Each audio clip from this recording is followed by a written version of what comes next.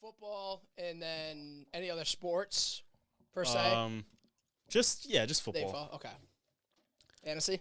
Fantasy. Yep. Hell yeah. 1-3. What, me too. All right. 1-3. I got a decent team though. Dude. Oh my god. So, just bad plays. I've been talking about it a lot on my podcast, so I don't want to like ruin it for my listeners. Okay, just like do it again hey, for my I can listeners. talk fantasy all day. But yeah, I had I went into the draft with such a like unique strategy. I was like, I'm gonna get a tight end early. Okay. And I'm gonna get a quarterback early. Okay. Because like, you know, obviously like there's probably like 10 good quarterbacks. Yeah. And then like then you can get whoever else. My league has 10 people. Okay. So I'm like, everyone's going to get one good quarterback and then whatever else. I was third pick overall. Okay. And I picked Kelsey. That's tough. Okay. Because I was like, I told myself I'm going to get a good tight end. Yeah. Who'd you pass? Jamar Chase. Okay. Not bad. Which after, because I'm a Bengals fan. Yeah. That's okay. That's tough. Starting this year. I know. Before I literally kept saying like, I think I am the reason that they suck. I have very bad luck. I'm very superstitious. Yeah. So I'm pretty sure I'm the reason for the Bengals' downfall this year. Tough, man. It has nothing to do with Joe Burrow's calf. It's just me. It's just the fact that I got his jersey. So yeah, I passed up Jamar Chase for Kelsey, and my buddy. So it's like I'm in a league with like my buddies, like family friends. Mm-hmm. So he texts me immediately, "Thanks for Jamar Chase," and I like. Fuck, I'm a fucking idiot. I should. I'm a Bengals fan, and I'm sitting here skipping up on Chase. It just made sense, but. So I was like, all right, whatever. I got Kelsey, and then, so my next draft was Higgins. Okay. Sorry, Mixon. So I got Mixon next. Round 2, okay. Yep. And then, like, round 3, Mahomes was still on the board. But I was like, come on. Like, if I don't get Mahomes, I can get Burrow. There's going to be some good options. Plus, I'm 3, so, like, it'll come right back to me. I'll get a good quarterback. Right. By the time it came back to me, my, like, top quarterback pick was, like, Herbert. Oh, okay. And I didn't realize it until way later. Like, literally last week when I was, like, recording my podcast, like, just shitting on my league. Like, what the fuck? Why do I have all these shitty players? Yeah. All right, so someone drafted Kirk Cousins and Dak Prescott. Someone drafted, not Kirk Cousins. Kirk Cousins and Joe Burrow. Okay. Before we knew what was happening. Right. Someone had Mahomes and another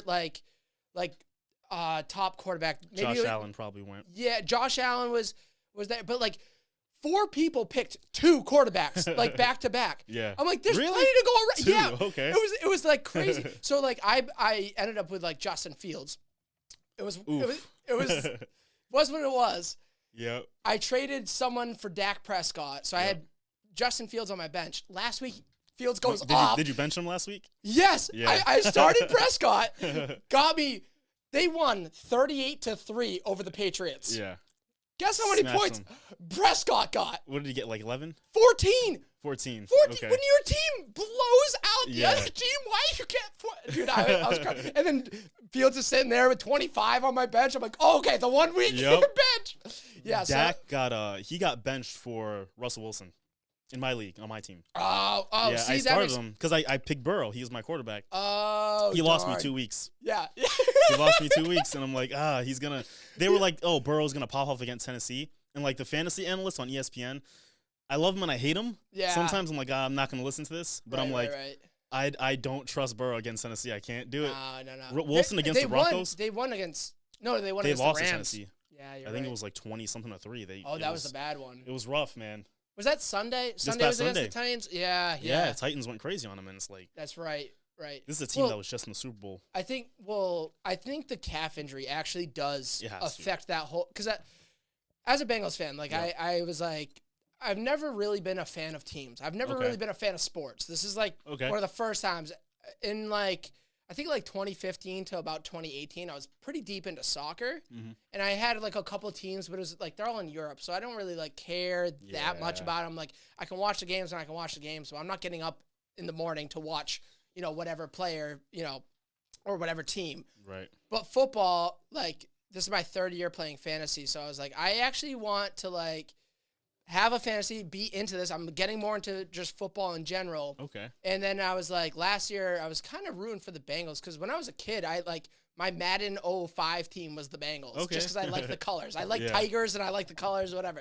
Not that they're a good team. My brother kicked my ass every fucking time we played. But I was like, all right, I want to pick a team. So on the podcast and everything, I was like, I'm going to say it here first today. I'm a Bengals fan throughout the rest of the season. I'm rooting for the Bengals. There you go. I'm going to watch all their games, and I'm going to root for other teams unless they're playing the Bengals. But I'm going to be a Bengals fan this season. Sitting there wearing my Joe Burrow jersey. Fucking idiot. I bought it this year. So that's how I, where I was at. And I watched the first game, and it was just like, okay, what, you know what? You never can really guess what happens at week one. Week one is just, it's so up in the air. You can write it off. So much stuff happens. Week 2, I happened to be at my niece's birthday party, her first birthday. So I was like, all right, I can't really watch the game. I'm checking updates, whatever. Week 3, I watched them win.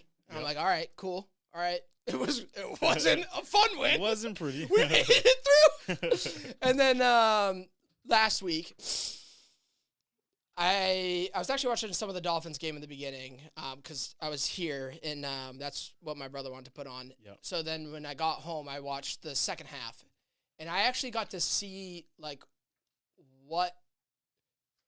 I saw how good the offense was doing in the times that I've watched. I mean, the defense was doing. Like, defense is keeping that team alive most games. Yeah. But the offense sucked. And then so I'm watching this game, and I'm like, they string together two good plays, great plays, and then they can't get a first down. Yeah. And then I started to watch how the defense was really taking over, and they're really utilizing the fact that Joe Burrow can't move.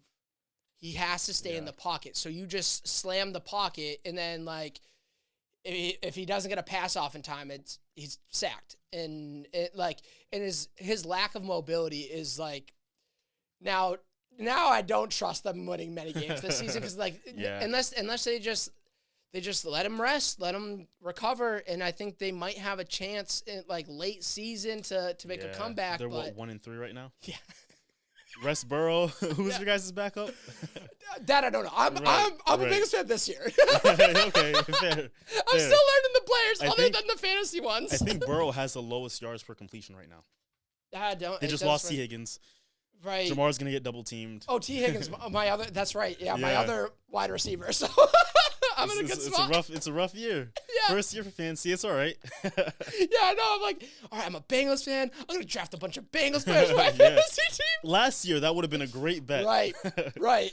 Burrow was solid last year. Same thing with Chase. Hindsight's one hell of a drug, is what I'm learning.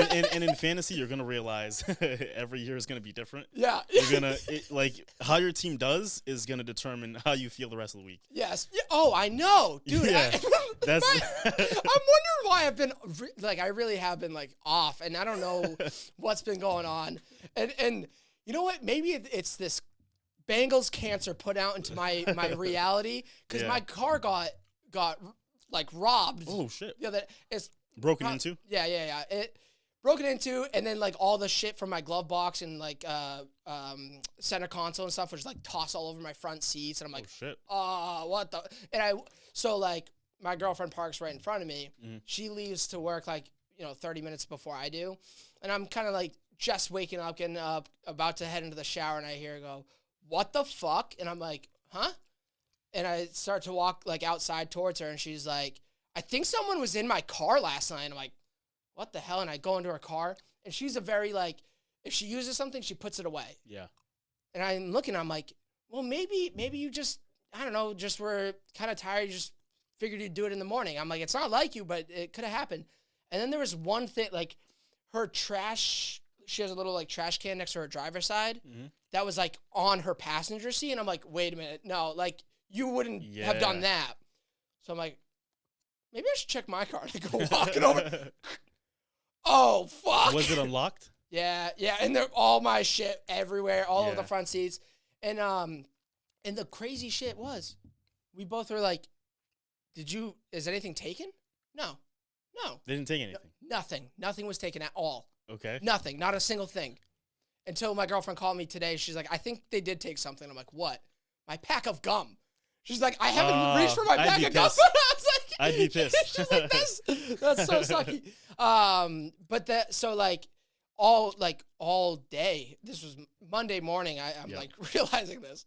Fucking Bengals just need to win one game. They need to win a game. But I was just like, were they just like some kids trying to like psychologically just like fuck with me? Like, oh, we're just gonna move around his shit and it's like just confuse them.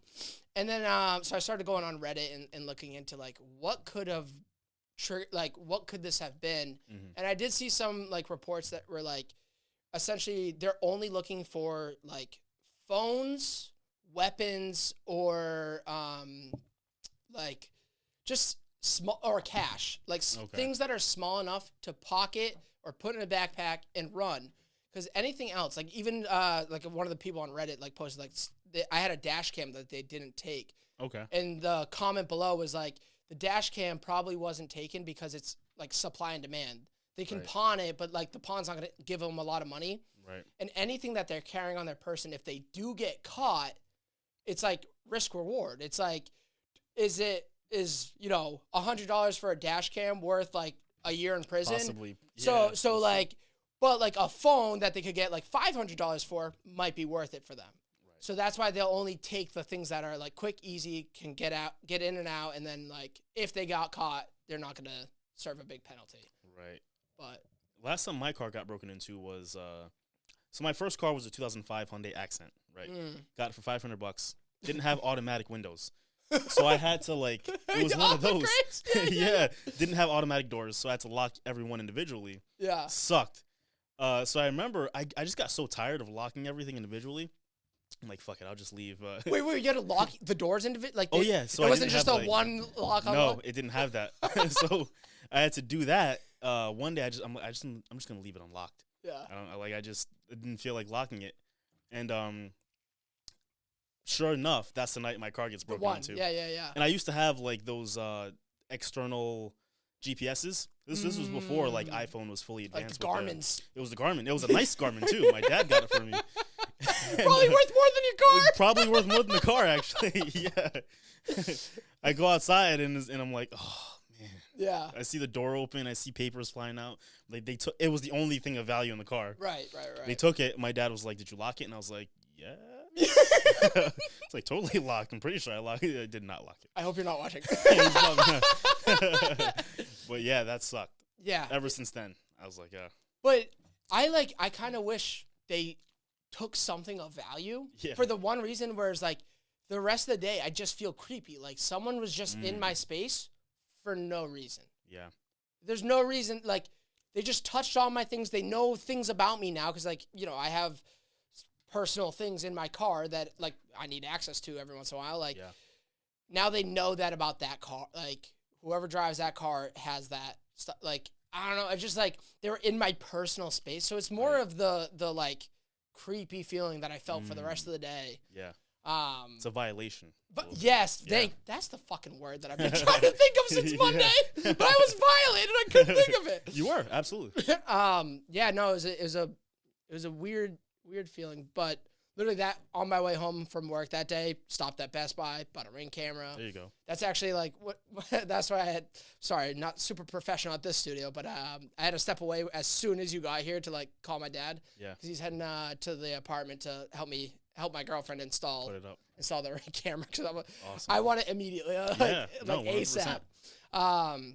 But anyways, I was checking out your episode on Carol Connection, just to kind of get a taste of what we're gonna be jumping into. We did a little bit of talking about like data analytics, which is what you do as a profession. But I'm a data engineering. Oh, data engineering. I'm sorry. No worries. He is an engineer. I kind of do the same thing. Different type of engineer. Okay. So I help engineer data instead of like physical stuff. What does that mean? Actually, before you're still wrong. Into the bodybuilding stuff. Definitely. So data analytics versus data engineering. What's the quick comparison? So quick comparison: the engineers provide the data, the analysts use the data to then create insights. So how do you find the data? Because you're the engineer, right? Yes. So how do you? What are you even looking for? So. Good question. Is that your job? Yeah, it's a part of my job. So I kind of do both. They asked me this year, they were like, hey, we kind of want to put you in a hybrid role where you can kind of do a little bit of both. So it's nice. I get to see both ends. But every department will have their own source system for pulling in certain piece of data. So I work for a life insurance company, Amica. I don't know if you've heard of it. Yeah. My girlfriend was just at PC's big The amp. The amp. Yeah. It used to be the Dunk. Dunk. Right. Yeah. PC had their like big homecoming alumni weekend, so my girlfriend was up there, and she was taking the videos, and it now says Amica. It's all like, Pavilion. Oh, so that's where you work now? That's where I work. Sweet, I've been there for 3 years, and but quick and dirty. Yeah. Each department will have their own source system, and so we have to go to the department and say, hey, what data do you need? Because we build dashboards and reports for them, so they don't have to. So we go to them, what data do you need? We ask a bunch of questions. They give us all the requirements, and we build out what's called a requirement sheet. And we take that requirement sheet, we connect to the source system, so we have our tools, different database tools or whatever. We use code to connect to the source system and then pull that data out. Oh, okay. So like on all their like clientele, whatever. Yes. Like, can you find the data on 50 and older car accidents? Yep. And then from that, can you pull which ones are percentages of male versus female? Exactly. So we'll pull all that data in its rawest format, go through multiple stages of cleaning it up. Yep. And then I remember cleaning data. Oh, yep. That sucks. I hated that. Sucks. But hey, that's why we get paid. Yeah. Right. But we give that data to the analysts, and then they have to do the reporting off of that. Yeah, make the sense out of make the information out of the value. Or I'm sorry, because this is how my college course professor like kind of described it to me. It was like data is nothing. They're just a bunch of dots. Yes. In the sky, they're a bunch of stars. But like a data analytics is kind of using all these stars to make information. So like if you just look up in the sky, anybody can just see a bunch of dots, but it takes a, someone in NASA. What is that scientist called? Like paleontologist. No, that's dinosaurs. No. The like an astrophysicist. Sure. Yeah, something like that. To go, wait, these are not just random dots. These are stars, and these are planet. And then creates the information out of the selected data. Correct. So, but you were saying at your role now, you're almost doing a little bit of both. You're finding that, and then you're writing the reports to give the actual value to the information. Right. So we make it even easier for the analysts. So we'll even create tables. We'll create tables that they're going to pull the data from to kind of organize it. Okay. So I don't know if you ever studied schemas or data modeling. Yes, I remember the data modeling, but I don't know if I remember schema as much. Data modeling is involved in that. Okay. And we prioritize that portion. Okay. That's what we mostly do. Analysts don't really work in that area. The engineers will create the data models.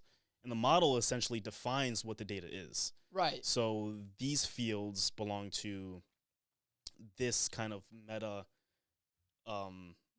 value of data, if that makes sense. Yeah. So if I can give you a better example, if we're talking about school, a school system.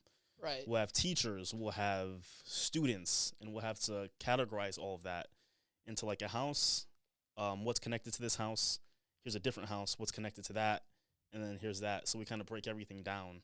Yeah, if I remembered, it was the data modeling was so you have a whole bunch of data, you take a part of the data, and you kind of find statistic, all right, so 50%, or this one's 20, 10, 10, 10, and then any new data entered in the system kind of is already predicted what the outcome's going to be. Right. So the data modeling is just the parameters of the predictions. Right. So it's telling the system what to do when you start to see this come in. Yep. It's going to lead down the path that predicts this model. Right. So that's what you're doing. Yeah. It's a part of my job. Oh my gosh. Yeah. That's intense. How many? You said you've been there for 3 years. 3 years, yeah. Is that fresh out of college, or were you doing some? Oh yeah. So I actually got an internship May of 2020. I got hired literally the day the pandemic hit. The day. Were you in Mass or Rhode Island? Rhode Island. Yeah, I went to Rhode Island College. Okay. Oh yeah. So I was slacking on getting an internship because I remember freshman year I'm all right, before I graduate, I want to get into a company. I want to already be established. What did you go for? Information systems. Okay. So very right broad kind of IT stuff. Yep. So like before I graduate, I want to get a job. And it's junior year, and I was actually set to graduate a little bit early. Mm-hmm. So technically my junior year was a part of my senior year as well. Okay. So I'm like, I don't have any experience. So I'm starting to apply. Did a couple interviews. I wanted to just get somewhere, even if it wasn't data, just to get experience. Interviewed at Citizens Bank, did not go well at all. Oh, no. It wasn't data, it was like internal auditing. So I obviously didn't get the job because I had no experience doing that. But my interview with Amika was amazing. But they called me back the day the pandemic hit. All my friends were losing their internships because the companies were like, we can't go through with it. So I'm like, damn, I'm going to lose my internship. But my manager called me and she was like, we're going to make it work. We're going to make it work. If you're so remote, you hadn't started with them yet? Started, no. You were still kind of waiting to hear back waiting about to the hear internship. back, yeah. And so the call was... I thought the call was going to be... Exactly. I thought it was going to be, sorry, we canceled your internship. It was like, hey, we want to offer you the position. We're going to make it work however we can. Yeah, so... Well, they guessed right. They made it work. They made it work, and I just stuck with them. They hired me full-time in November of that year before I graduated. Wow. It couldn't be official until I graduated, but... And this is along the same time you're also... Or maybe it was before where you really started getting into the bodybuilding. This is around the same time, yeah. So I started bodybuilding in the year prior, 2019. Oh, my gosh. Yeah. So you're, dude, what a crazy part of your life. Yeah, oh, absolutely. You're what, 20, 21 years old? At this time, At that 21, yeah. 21 years old. Yeah. I was getting into actually, I was like 21. I was like getting out of fitness. I was losing my break. And I was just like, at that point, I was getting close to senior year. I'm like, I just wanted to be over, just doing the easy classes. You're over here like, that's fair. I need a tough internship to give me the experience. I'm gonna start bodybuilding. I look back on it and it's kind of crazy, like the mindset I had. Yeah. Going into it. But I feel like it's also one of those things that you can only do when you were 21. Like if you try to, especially knowing what you know now, like if you're like, well, I'm gonna Amika hires you, like promotes you to a higher position that takes more of your time, and then you're like, I'm also gonna start doing bodybuilding and something else on top of that. Like, you'd be like, no, that's so stupid. But when you're kind of young and dumb, you don't really know what you can do with your time. Right. You just go, well, I have to make time for this. Right. And you find a way. Mm-hmm. And then I had to find a way. Yeah. Sure. And then just looking back, it's like, how much sleep were you getting? Barely. I was barely sleeping because it was crazy. There were days where I had 8 a.m.s up until like 4 p.m. and I was a personal trainer at the time. When I started bodybuilding.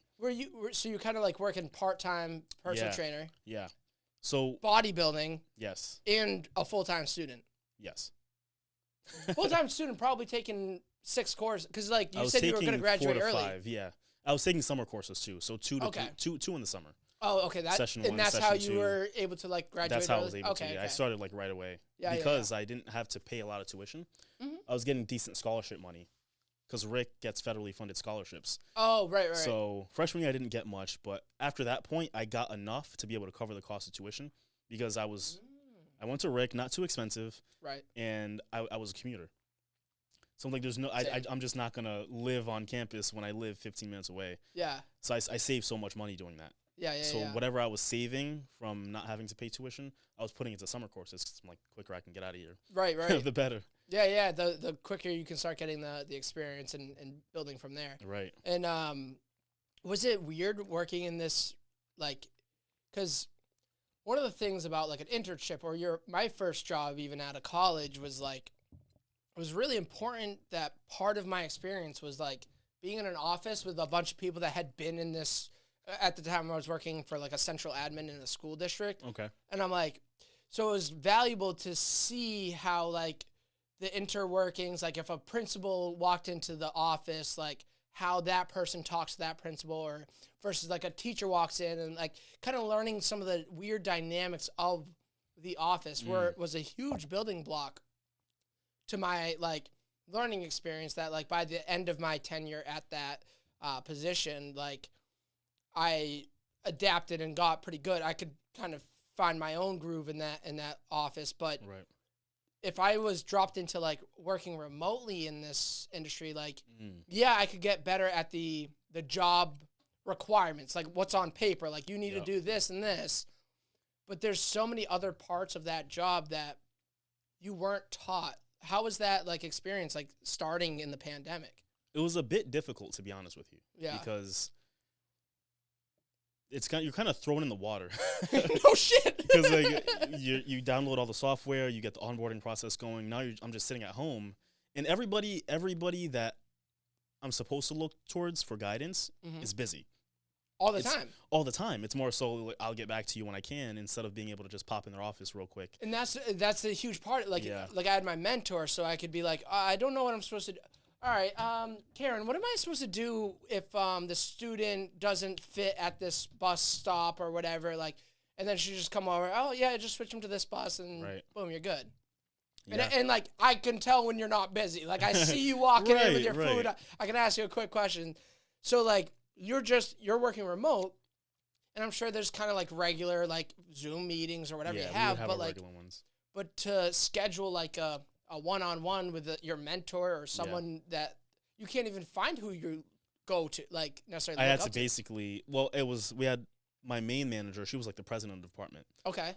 I would go to her, but she was also too busy to answer like very trivial to me. They were trivial questions, because I'm just still learning all this stuff. Right. So she's like, reach out to Keith. So after a few months, I start to identify, all right, this is who I should be asking most of my questions. Yeah. But Keith's super busy. So to ask him a question that would take 2 minutes of explanation in the office, I got to schedule a meeting. Right. And then we scheduled the meeting. He has to find the time in his schedule. So that was a bit more difficult. I found myself like spinning my wheels a lot in terms of here's a task, and I'm kind of stuck, and hey, I need some guidance, but like the guidance doesn't come right away. And I understood the circumstances. It wasn't not only the guidance, but I also feel like an important part when you're starting whatever literally any industry is like the feedback. Yeah. Getting that feedback early, whether like you're doing good or you're doing poorly or you're exceeding expectations or falling behind. Yep. If you're not getting the feedback at all, like, and you're just waiting, like, am I doing this right? Am I doing this right? Well, it's due today, so I just have to submit it. Out, yeah. Like, if you're not getting like almost immediate feedback, you don't know if like you're doing it right, but you don't know another way to do it. Exactly. And that I'm assuming you got that a lot. Oh, 100%. There were some stressful times where like I would overestimate certain tasks where I get a task and I'm like, damn, this isn't done yet. I should be done with it. Right. When in reality, they're like, well, it's okay. We don't need it for another few days. So I spent an entire day like stressed for no reason. And there were some times where like I wasn't prompt enough with certain tasks that needed to be prompt. So Right. So all I could do was, hey, this is where I'm stuck, and kind of wait for the guidance. Right. And just leave it out of your hands. Right. But I mean, if you're still there after 3 years and you like the position, you still see yourself like staying longer term with Amica, or you're still kind of like, let's see where life takes me. You always, at least in my field, it's always good to like keep an open mind. Yeah. And everybody that I've met has told me that. Yeah. It's like there's so much opportunity within the tech space. Yeah. That you always have to kind of keep an open mind. You know, nowadays, like our generation. So Amica's one of those companies, I will say, people have been there since the 70s, 80s. Like they stay there for a long time. Yeah. But that's going to change, not just with Amica, but everywhere. Because the economy's different now. Especially with tech. Every few years or so, you kind of want to move around a little bit. That's where you're going to find the most value, especially if you want to maximize your income. Right. Because you're most valuable, like, because like right now you're only so valuable and there's a ceiling at Amica. Correct. But if you find another tech position, you can kind of renegotiate your whole contract, your whole position. Right. Because that's going to come with some new technology that you may not be using, new experience, new business that you have to work with. Yeah. A new salary, so you're resetting your value. Right. And now you stay there for 2 to 3 years. All of a sudden, in 6 years, you're a little more valuable to a new company who's going to look at you and say, okay, you got years of experience working for 2 different companies. You work for these technologies. Right. They place a high level of value on different types of experience. Yes, like, and I don't know if this is what you meant by a new like. Did you mean a new company for you as the individual, or just like an up and coming company? For a new company for me. Okay, because I was especially thinking like an up and coming company that let's say they got a big boost in growth and profit and they're ready to upscale. If they see, they can hire, another new guy, give them the 3 years and see where it goes. And maybe they can climb the ladder, or they can find someone like you with 6 years, 2 different tech industries. Exactly. And then go, well, this can be our lead. This can be our lead tech guy. And then like you're overlooking a bunch of, other, the whole company almost, like the whole tech side of the company. Exactly. Is that kind of like, so after the 3 years, are you still kind of working under the same person that hired you, the same president? No, my team changed a lot. Dramatically, actually. There was like the great, what was it called? When everybody left their jobs in 2020. Oh, the great purge. something. I don't know. Purge, yeah, let's call it that. My whole team left. Yeah. 2020. People were just getting better job offers from other companies. Oh, yeah. That were giving them fully remote positions, more pay. So we lost all of our good people. I stayed. The president who hired me, she left. She went to a different company. Yeah. Yeah. So it was me and another data engineer. And we were just there. We had nothing to do for like 3 months, basically. Yeah. Because no direction from anywhere. Right, finally, you don't know what data to find and what data to make value out of. Exactly. I was still so young and fresh. I had no idea. Like, I needed the direction. Right. So there was a data scientist who worked in the finance department, who I'd only been in a couple meetings with, Sure. So they had her come in and manage our department. So we basically had to kind of build the department from the ground up. And watching her has taught me what a good leader is supposed to be. Okay. Like, how to be a manager. Because that's... Do you see yourself doing a more leadership managerial role? Yeah. Are you already kind of experiencing some of that? Just like as there's that mass exodus and there's you staying with the company. Now they have to hire people under you. Kind of. No? Kind of, yeah. So I'm still, when that happened, I was still too young to really lead anybody. Okay, yeah. I was still very valuable because I had all this experience. I kind of seen everything from the ground up as we were building it. Yeah. So it makes me very valuable to a new architect who comes on the team that needs information. So we hired a solutions architect on our team. This is like a data architect. This is a data architect. This is like my career arc. Okay. Basically, this is where I should be in like 30 years if I stay in data. What can you kind of describe what a data? So think a little side road. Absolutely, yeah, for sure. So think of a data architect as like the final boss of information when it comes to data. Oh, the nerdy side just came out. I like this guy. yeah. The final boss. The final boss. Like, there's no question that you can ask a data solutions architect that they won't know. They'll be able to come in and say, like, this is a part of your business where the data needs to change. This is how we're going to change it. Like, just a different level of knowledge that takes years to even be qualified for. Sure. Like, if you look at a position for a data solutions architect, they want 10 plus years of experience. Okay. And the pay is going to reflect that for sure. Yeah. But like, he's who I've been really leaning on. The architect. Yeah. And when he joined the team, I was having meetings with him every day. Oh, he's asking me questions. So that's kind of the value that I'm providing. Right. And he's providing me value because he just knows so much. Right. And it's kind of, even for him, it's like, it's what makes mentoring somebody else so valuable to you. Like every time you kind of look at the dynamic, at first glance, it's like, okay, if someone is mentoring someone else, the person being mentored gets so much value because they're being taught how to do the whole thing. Right. But I mean, not to mention, I mean, I'm sure parents know the feeling of like, raising a kid, like how much like sentimental value there is to, like, I'm sure he's going to love watching you grow, flourish, and see where you go. Right. But there's also like, to help mold them. What is the fucking thing? There's a whole saying about like, I try to bring it to my classroom a lot where like for years, it was the energy that it would take to teach a class was everything I had in me. It was a lot. Yeah. And this year has been one of the easiest years in terms of like my hour in the classroom. Okay. Because I used to go every lesson. We start at step 1 as a class. And then step 1, okay, everyone got step 1. Let me look at your screens. Okay, everyone got it. Okay, let's move on to step 2. Okay, everyone's got, okay, stop talking. I can't continue until you're done. All right. Now, number 4, number 5, number 6. Whereas now I'm like, oh, some students pick it up really quick. Yeah. Let the students teach the other students. And the students that are teaching their peers are showing that they understand it at a deeper level than just being able to do it. Right. So like when you are mentoring someone, you're not just showing that I can do this task, but I know it so well that I can make another person know how to do this task as well. Right. What grade do you teach? This year I'm teaching 5th and 6th. Nice. Yeah. I teach it's like a business career readiness.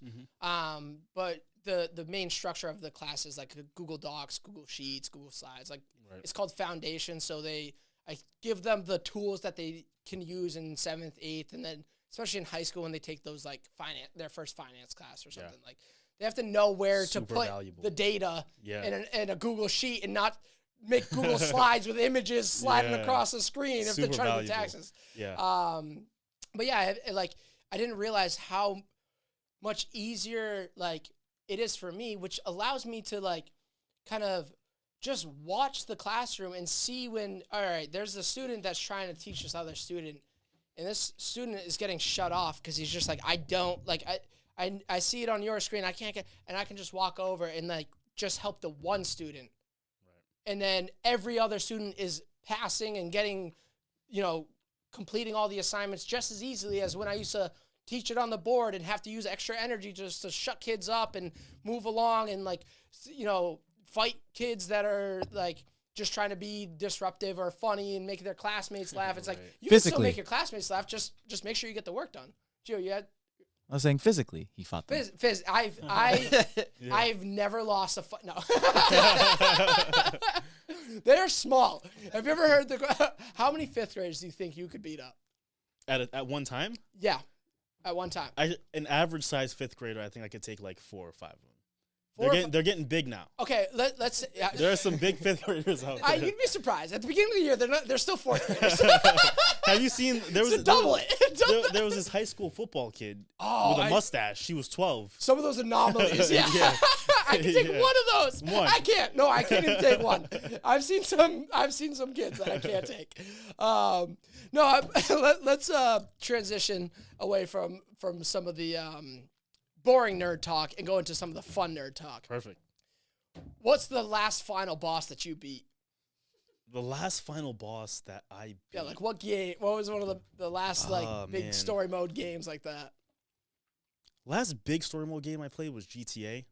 Okay. But I don't think there was a final boss in GTA. That's kind of like, there's like level, like the bosses kind of get harder to fight against, but like they're all like kind of just, it's too free roam. I played Hitman, but there's also, I don't think there's a final boss in that one too. No. The last one I would say was a Ninja Turtles.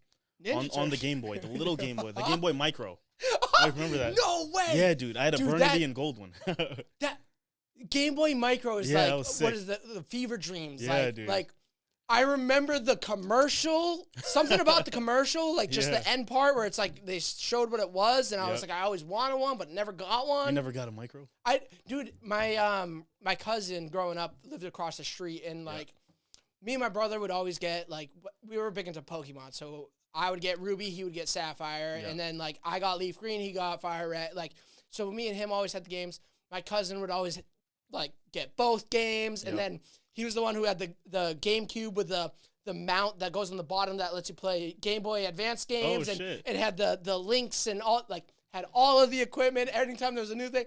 And even he never had a mic. So I never even like witnessed, held, or saw a micro. It was amazing. Just a micro penis, which I grew up with. But and I own that one. Right. I think it's vintage now. I think. What was your first gaming system? PlayStation 2. Okay, Game Boy, GameCube actually. So I think I had the what was not the first Game Boy. What was the second, like, Game Boy Color? Nice. Technically, it was like me and my brothers got a hand-me-down Game Boy Color, so I didn't really play it. That's why I don't really consider it. But the PlayStation 2 was our first. Nice. Then I got a GameCube, mostly for Super Smash Brothers, a little bit for Pokemon Coliseum. I don't know if you ever heard of that. I haven't. You ever get into the Pokemon? phase? I had a couple. I had one game on the Game Boy. Oh yeah. Like Do you remember which one? Boy. No, I don't. Oh jeez. I don't. It was fun though. Yeah, me and my brother just like recently got back into it. We both got one of the games for the DS, and we're going on a trip to Miami this weekend. So nice. We started it like 2 weeks ago, and we're waiting to our flight, and we're like, you have 2 weeks to prepare, and then we're gonna battle on the plane or something. Like we're getting so excited. But yeah, besides that, I mean, me and Gio have talked about it a couple times. Like, I used to think I was a video gamer. Like I play video games for many hours, but I only play like one video game at a time. Okay. So like right now, my go-to video game is, well, technically it's Pokemon, literally as of like 2 weeks ago. But before that, for the last like couple years, it's been Call of Duty. Like if I play video games, new one, or just I like Modern Warfare too. Nice. And I got a little bored of Warzone before it was kind of like dying out, anyways. But I liked playing Call of Duty. Like that's when I'm alone, I'm bored, I'm just sitting there, I just play multiplayer over and over and over again. Before that, maybe FIFA. But like I used to love FIFA. When I'm playing FIFA, I haven't picked up Call of Duty in like a year. And when I'm playing Call of Duty, I haven't picked up FIFA in like 3 years. So Gotcha. So I'm not really a video gamer, but I play video games a lot. Yeah. Do you play any video games right now? So now, whatever time you have in your day. I want to get back into it. Yeah. I haven't really been able to play. I want to get the Xbox Series X.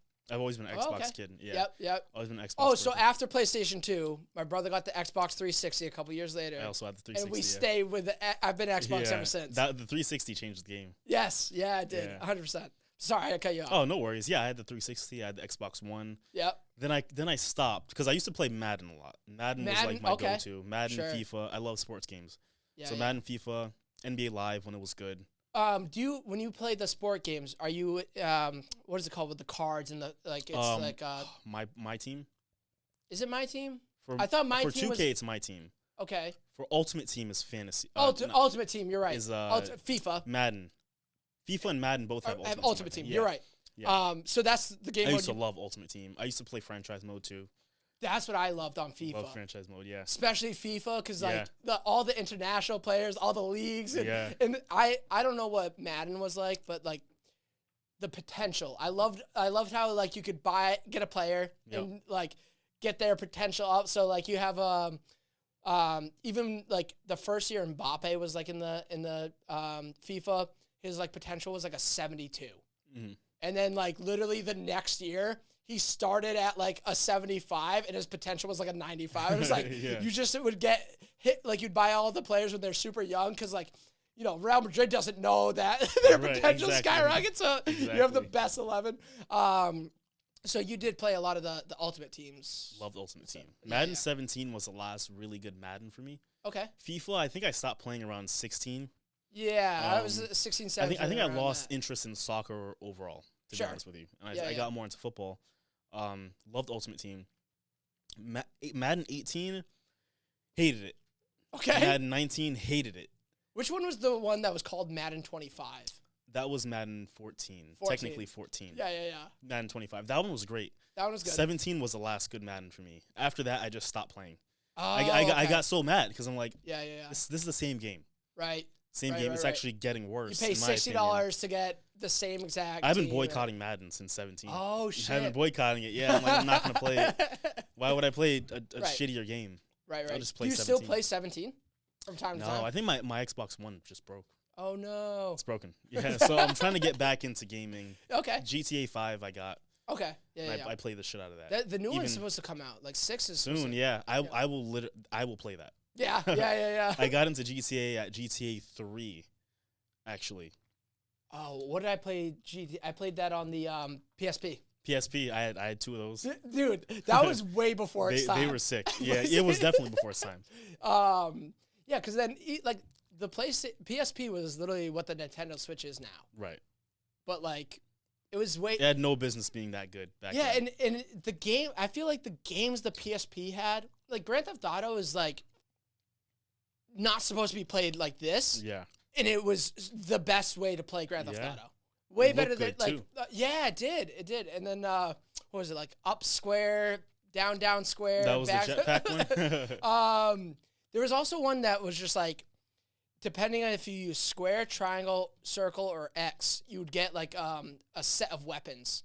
And one of them, like I think the triangle one would give you a samurai sword. Oh shit! So my brother, I suck at free roam games.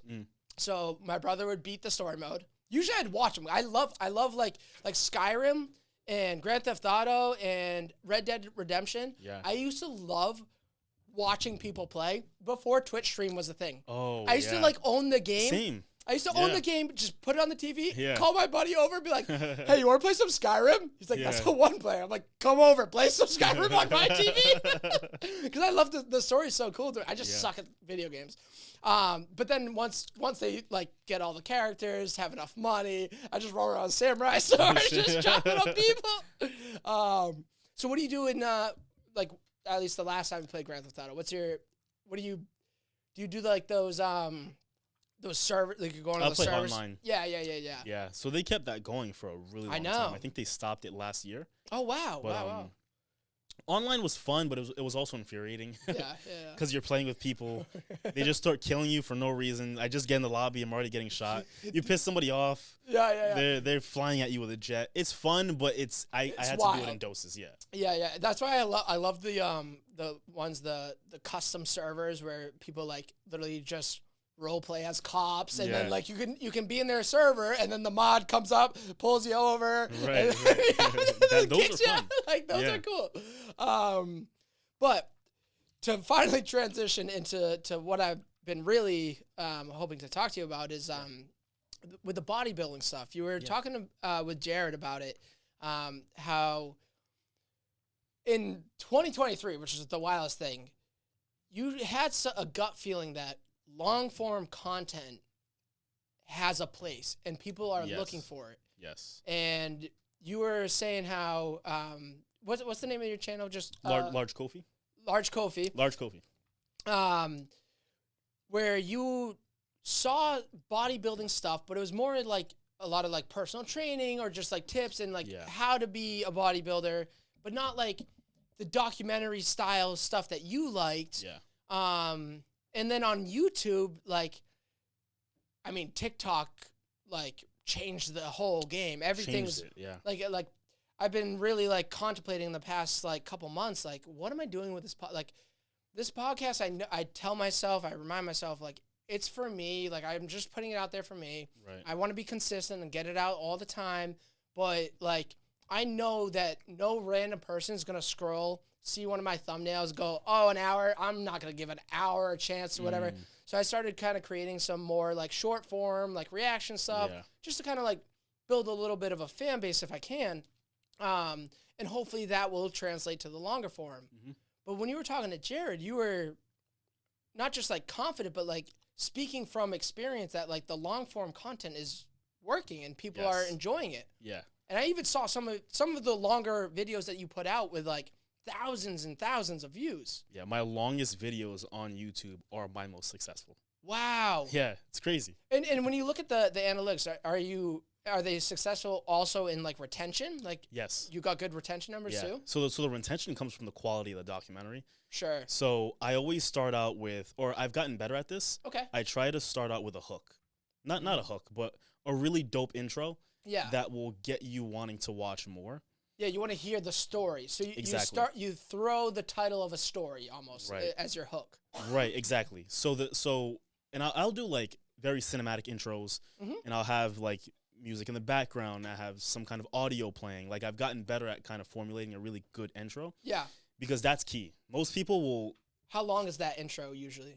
Like 30 seconds. Okay, so you keep it nice, quick. Give them the taste. Yeah. And see if they'll stick around. Right, because a lot of people's attention spans has shortened over time, and if you don't get somebody intrigued within, like, within 15 seconds, they're gonna go watch something else. Right. And on YouTube, the longer you get people to watch, the more YouTube's gonna recommend your content in the algorithm. Right. So that first 30 seconds is actually huge. I actually learned that in a lot of bigger productions, the most experienced editor has to make the intro. So with other channels, because I'm the only editor on my channel, but it's like the 80-20, the Pareto chart, where like how do I phrase this? Like 20%. So like the most expert is like the 20% of the company. Right. Does, or no, the other way around. The guy that's like an 80 overall does 20% of the work. Yeah. Yeah. And at the intro, because it's the most valuable. Exactly. It's the most important part. And so once I nailed that intro, that's when I kind of found like, okay, this is my formula more defined. Okay. So the intro for my last documentary, I didn't do anything like that for the previous one. The previous one was a lot more simple. Yep. But it was on a very popular figure. So the next one, the intro. Who's the Chris Bumstead? No. I know. I like. The name's I do familiar. know. Why is Pod Dog down here?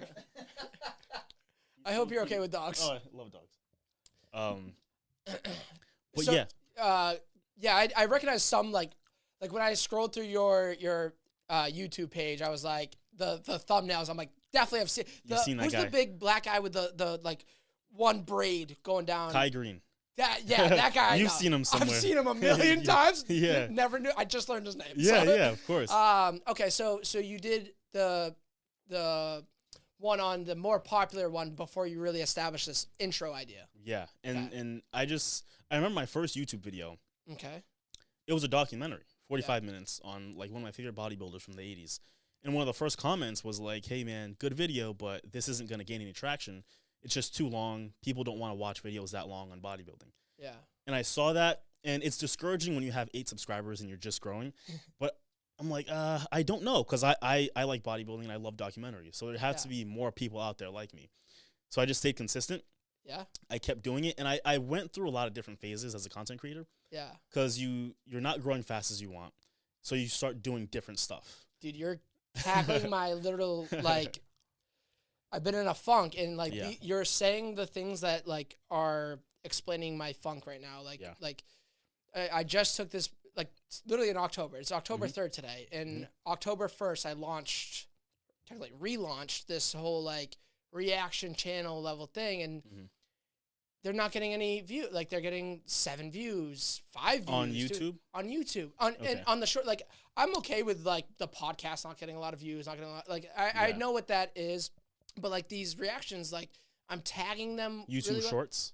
Not yet. I do have some in like my back pocket that I'm kind of waiting to help out, to like bring traction back to the channel. But like, I'm just been in a funk. So I'm like, I know that this is a lane. Like I know what I want, and this is what I like to watch. Like I know there's a spot it for can this. succeed. I know it can. Yeah. And I'm just like so down on myself that it's not succeeding. Don't. First of all, YouTube is like in my opinion, the hardest platform to grow on. Okay. And YouTube Shorts, if you're not using it, will be your best friend. Okay. Because the reach with YouTube Shorts and even TikTok is like ridiculous. Yeah. And YouTube Shorts did help my long form content get more views because I made one short that went viral. And from that one, or it was nothing related. Nothing related. But people saw that, was like, wow. They saw that, checked out what the else channel. Does he have to say? So I'll say this. I want to say 6 months into YouTube, I'm very close to getting monetized, and I really want to get monetized. But I'm in this difficult place where I want to focus on my long form, but it's just not. I'm putting so much time into content that's not getting views. Yeah. And I just need the exposure. So I thought to myself, all right, let me do a little experiment, kind of. Okay. Let me focus solely on short form content, make YouTube Shorts, and see if that gets my long form views up. So I'm not going to post anything. Any views I get past this month is going to come from people who saw my shorts, from that exposure. So send them back to your... Yeah. Like, let's see if it works. Let's see if those people watch my long form and it gets me to that 4,000 watch hours. And it gets me to the 1,000 subscribers. You just tried this? Or this was last year. Before I got monetized, yeah. About 6 months into your journey. Yeah, exactly. Gotcha, okay. And sure enough, like, I'm making shorts. They're doing really well. And my long form views are going up. Like these documentaries I made months ago, they're actually, the views are going up. So that means that a certain amount of people, not a lot, but a certain amount of people did go back and watch on those short form content that did do a lot of views, that did do really well. So it's a really good tool in my opinion. Okay. Just to get that exposure. And I'm wondering how, like, because I never thought it. Like, I have this, like, almost OCD about me where it's like, when I started the podcast, I technically started it like 2 months before the first one launched, but I all the way up like from the first time I recorded to the launch date, I said I will put out a podcast every single week, rain or shine. Like I will do it. I'll figure out a way. Yeah. And some of the first couple episodes was me coming down to the studio alone, where I'm just like, I got to rely on myself. Like, this is the only one that's going to make sure a podcast goes out. I got to put out like, it's so boring, but I'm like, I just have to do it. And I never thought about, like, because I've been looking into, like, doing more shorts and getting, like, some traction back to some old episodes, even looking at old episodes and creating shorts from them. And I didn't think about, like, to truly, and from the data analytics, this is what, to test your theory, you have to, like, you have to only put the shorts to see if the shorts are actually the reason why people are going to the videos. Yeah. So now I'm just like, and this will be down the line, but like now I might have to consider like maybe putting a little hold on the podcast for a little bit, seeing if just the shorts will give that attention. Because if I just start throwing out the shorts now, it might not be the shorts that actually led to the podcast growing. Right. It might be something else that kind of caught the attention. So I won't actually know what value the shorts have if I just throw them out there. Right. So now you've been doing, since then it's been about 6 more months, and it's grown substantially. The sounds it's grown a lot. Yeah. Does that free up more time to kind of revisit the the consistency with the longer forms again, or? Yeah. So once I started to really build an audience of people who really wanted to watch the long form, I stopped posting shorts for a while. I didn't post anything. Yeah. And I focused all my time on working on my next documentary. Okay. And I'm like, so I decided how this documentary does, the performance, is going to determine whether or not my content is more shorts reliant or long form reliant. So I haven't posted in a few months. Let's see if the subscribers that I built are dedicated enough to want to see this new long documentary after not having posted for 2 months. And I posted it. It was my best documentary yet. And it just, Which one was it took this? off right away. The most recent one I did on Phil Heath. Phil Heath, okay. Yeah, I called it The Dream Killer in the title. You might have seen that, but can you give me a little synopsis, just the hook? Like, who's this Phil Heath. So Phil Heath, I don't know if you've heard of like the Mr. Olympia, if you know anything about bodybuilding. I you know what? It was about this time last year that I watched the who was the couple that the wife murdered the Sally husband McNeil. Yes. I did one on her too. Oh, you did one on her? Yeah, I made a video on the her. Netflix one was really good. Netflix is I want to check yours out now to kind of like refresh Netflix is better. Fair. I mean, they have a lot more money backing them and a lot more time. Like, that's all they did. They got her interviews and they stuff. got her in there. Yeah. Yeah, that one was really interesting because before that, I knew there was like just learning since I started the podcast and learning more about podcasting. I can make better assumptions as to what goes behind the scenes when like there's podcast drama out in the world, and I'm like, oh, blah blah blah.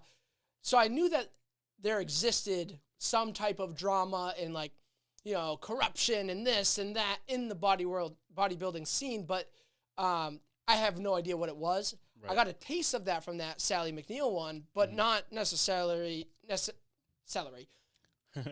Don't need a lot of that, but I still don't know a lot about the world. I just like, there's got to be so much more out there. So the Heath guy, Phil Heath. So the Mr. Olympia is like the Super Bowl of bodybuilding, basically. Yes. So he's won 8 of those. So he's very decorated. Sorry, he's won 7. Oh. So that's second most all time. He's tied with Arnold Schwarzenegger. It was a very big name. Schwarzenegger is the record? He has one less than the record. The record is 8. 8. Arnold has 7. Who's the record? So the record's tied between 2 guys, Ronnie Coleman. I've definitely heard that name. You've heard Ronnie, yeah, Ronnie Coleman. And the other guy's Lee Haney. Didn't Ronnie Coleman pass? No, he's still alive. There was a recent really popular bodybuilder that passed. Maybe not. Maybe he was not a bodybuilder. He was big guy with like tribal tattoos, a white guy with tribal tattoos. He would talk about it. Rich Piana? Yes. Yeah. Was he a bodybuilder? He was a bodybuilder. I know he was in the that 90s. world. Okay. Then he transitioned over to more supplements, and he started making content. Right. And he became huge off of that. Yes. Yeah. Yeah. His death was big. Yeah. That's probably what I'm thinking of. Yeah. But okay. So Heath. Phil Heath. 8-time. And he has a very interesting story. Yeah. Not only is he an 8-time Mr. Olympia, 7. Jesus Christ. See, look how much I know. He's a 7-time Mr. Olympia. Not yet. Not yet, exactly. But he used to play basketball. Okay. Division I basketball. And a lot of fans didn't know that about him. He had a very interesting life story. And I kind of wanted just to put that out. Yeah. You know, I met him at a competition like 2022. Yeah. So meeting him was great. I remember I interviewed him you for my channel. And I ended up making a short out of that. I recorded it in 2022. I made a short in 2023. The short did really, really well. So it was one of those things I learned more as a content creator. Like I did that interview. I had no idea what I was going to do with it. Right. Like I didn't post it as a full interview. I just kept that footage. Yeah. Because I was so like new as a content creator. Like, what am I really going to, how do I maximize this piece of content? Right. So 1 year later, I'm like, oh, this is what I'm going to do. Yeah, now you've had experience with the shorts as well as the documentaries, and you found the place where it could best fit. Right. Okay. And so I put that documentary out there.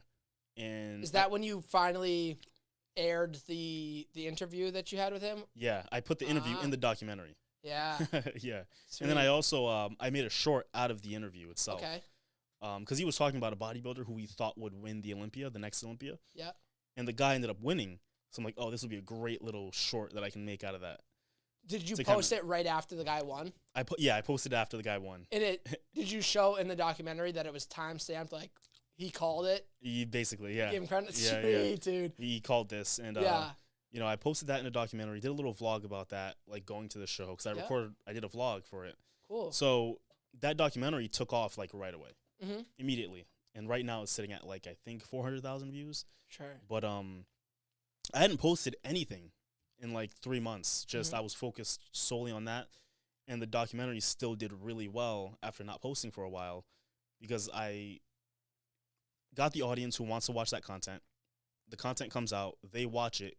I also made a really great thumbnail. So I found a guy on Fiverr who he designs thumbnails. Well, not thumbnails, but he just draws stuff. Oh. His illustrations are really cool. So I'm like, did you type in like thumbnail and then found an illustrator? I actually looked for an illustrator. You looked for an illustrator. Yeah. I've been on Fiverr. I played the game. I know my logo is a Fiverr. Mine too. But I never thought of like, okay, I need this, but let me look for someone else who does something similar and then see if they. Yeah. Okay. Because I tried a few different thumbnail designers. Sure. And there wasn't any one that like I really liked.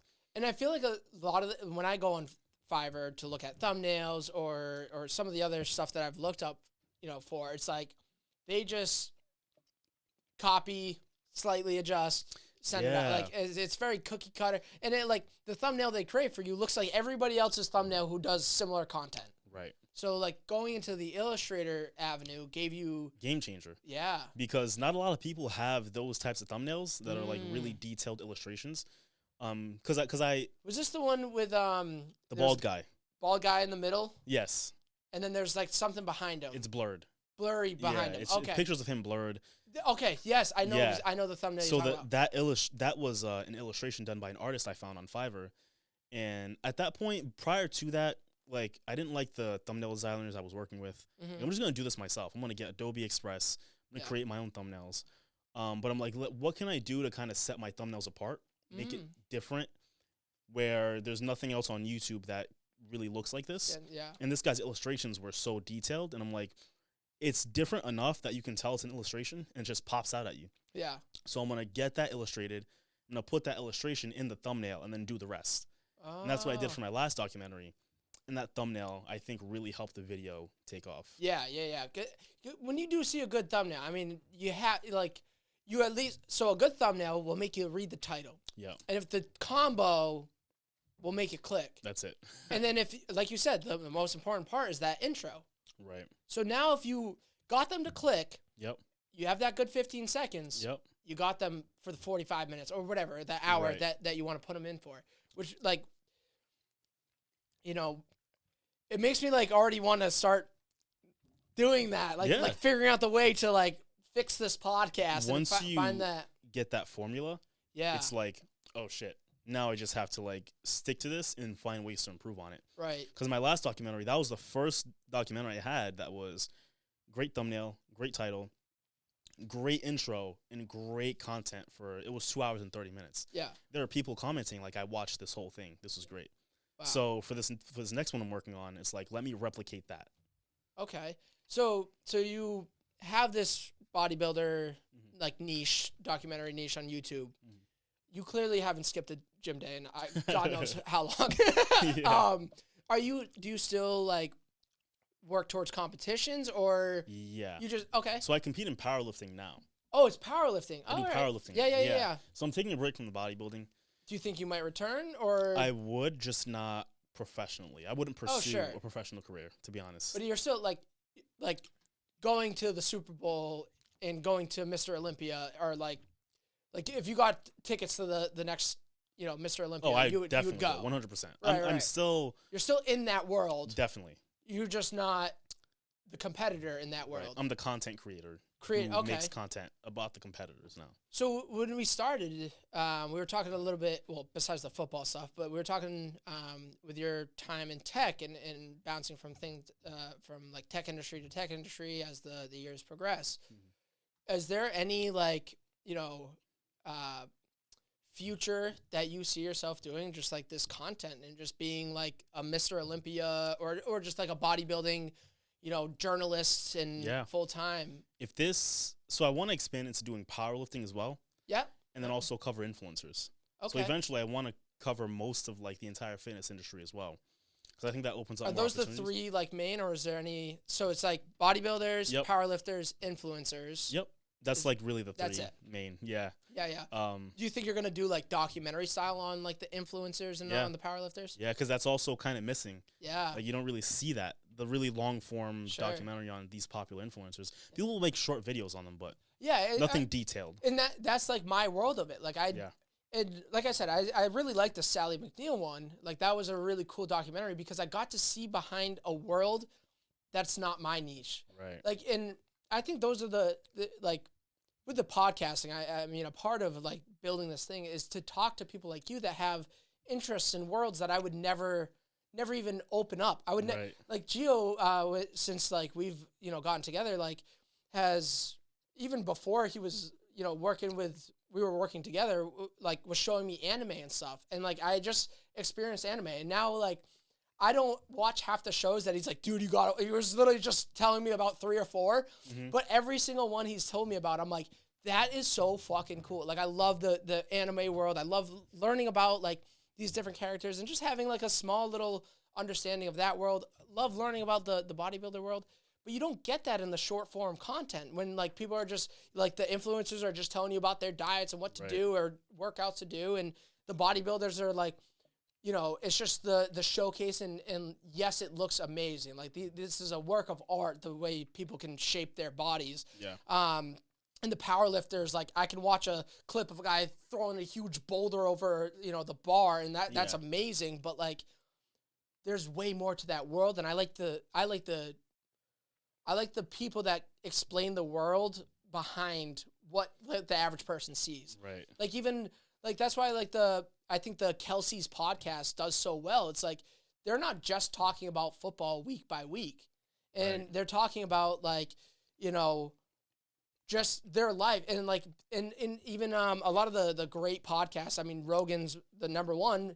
It's a comedian. A lot of the people that he's talking to, like he'll share little stories about the time when he was on the road, and like those like stand up is like my like thing that I love. Like I deep dive into. So I love the stories about like, oh wait, so the joke you made on the stage was hilarious, but this is how you formulate it? Like this is the story that led to the joke, that led to the premise, that like built the audience, that the theater that you just performed in front. Like it's all the things that lead up to it that like describe the real story. Do you have like one in the like a documentary in the works, or are you still kind of? I do. Yeah. Oh, you do. I'm working on one right now. On a powerlifter, my first powerlifter. Yeah. So this guy I also met. Oh, okay. Can you tease any of this or? Yeah, of course. Of course. I don't know if you've. I don't know how familiar you are with powerlifters. I know about some of the competitions. Okay. I've seen some of the performance and stuff.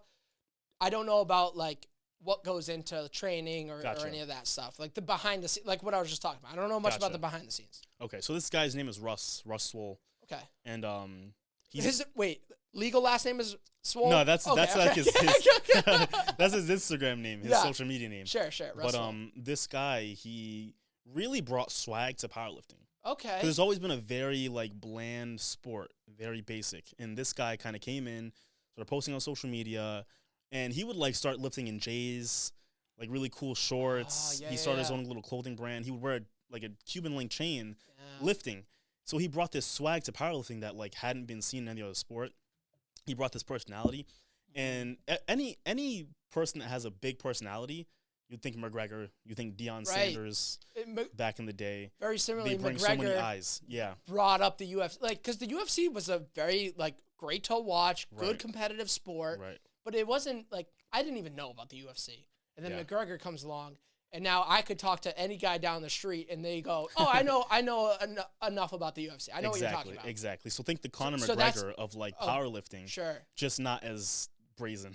Yeah. Okay. But he has a big personality. Yeah. So his influence has kind of really changed powerlifting as a whole. Sure.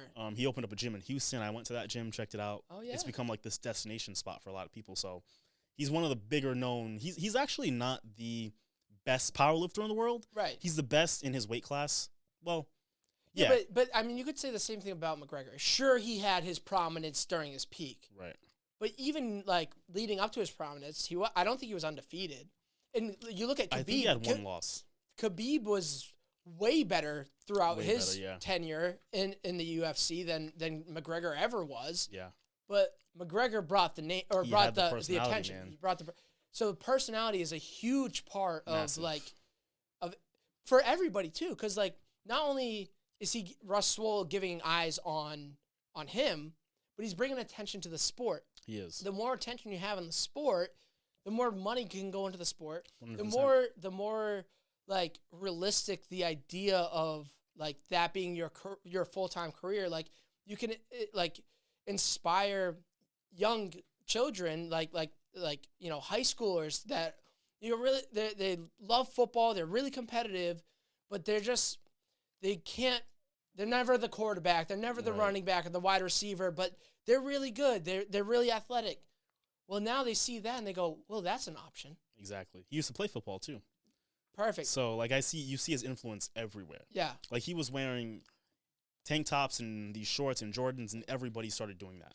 Yeah. Everybody started doing it. So he's like a trailblazer in powerlifting, in my opinion. So the Sedgwick is my next one. Oh, I'm excited for that. Yeah.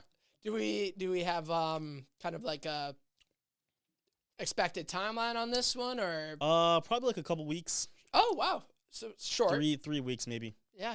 Yeah, because I have like this whole creative process that I go through. Yeah. Like I'll write the essay, then I'll narrate it, and then get to editing. I could never do that type of content. Honestly, I'm looking. My next step is to find an editor. Yeah. That's what I really need. Well, I need editors. We definitely have some great talk. My name is Gio. we definitely have some great collaboration to happen after the podcast. Definitely. But one more time, if you want to tell the camera right behind me where they can find you, where they can get in touch if they want to, if they're an editor, absolutely, how they should reach out. Yeah. So Instagram, YouTube, and TikTok, Large Koffi, LARGEKOFFI. All right. Dude, it's been a pleasure. Thanks for having me, man. Don't hurt me. Awesome. Okay. Guys, thank you. Peace.